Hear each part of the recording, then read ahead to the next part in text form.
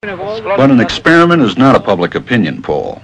It examines behavior under the pressure of social forces, as the experiment of Solomon Asch reveals. The experiment you'll be taking part in today involves the perception of lengths of lines.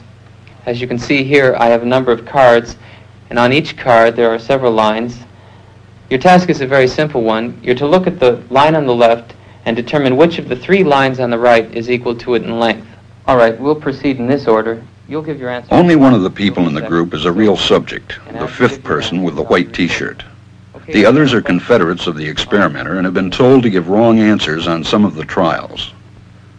The experiment begins uneventfully as subjects give their judgments. 2, 2, 2, 2, 2, 3, 3, 3, 3.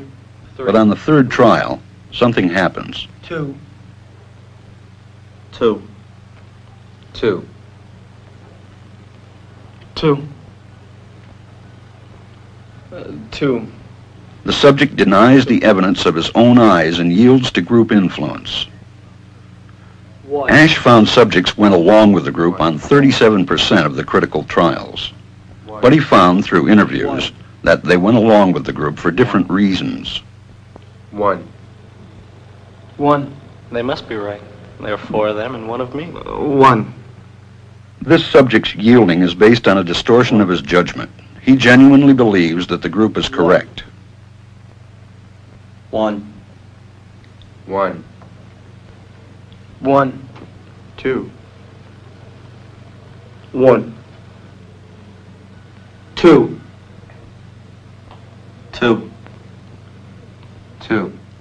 I know they're wrong, but why should I make waves? 2. In this case, the subject knows he is right, but goes along to avoid the discomfort of disagreeing with the group.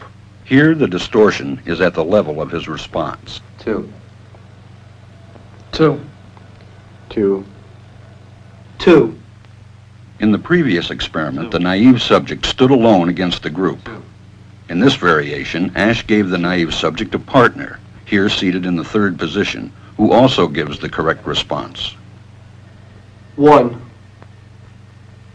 1. 2. 1.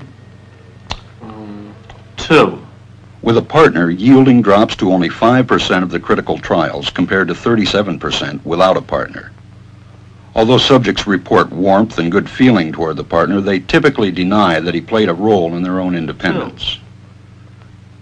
The partnership variation shows that much of the power of the group came not merely from its numbers, but from the unanimity of its opposition.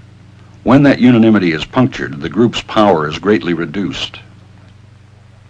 Sometimes we go along with the group because what they say convinces us they are right. This is called informational conformity. But sometimes we conform because we are apprehensive that the group will disapprove if we are deviant. This is called normative conformity. The strength of the normative factor is shown in another variation carried out by Asch. In this variation, the subject is told that because he had arrived late, he would have to write his answers. Subjects in this private response experiment are exposed to the same amount of misleading information as other subjects, but they are immune from any possible criticism by the group. 1. 1. 1. And this enormously reduces the pressure to conform. Conformity drops by 2/3. Asch's experiment is a classic. It reveals how people will deny what they see and submit to group pressure.